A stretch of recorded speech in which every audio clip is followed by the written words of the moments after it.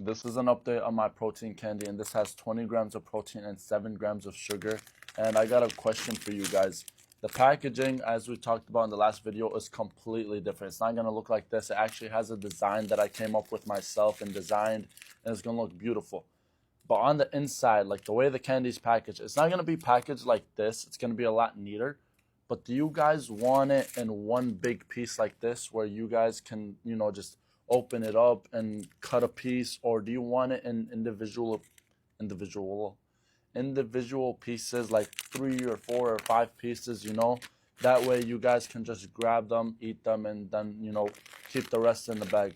I don't know what you guys want, but that's why I'm asking, so let me know. I'm thinking like 3 to 4 to 5 pieces, probably 4 to 5, just so it's like you grab one, you open it, you eat it, and then you're good.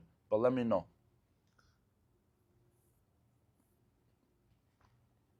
It's all good.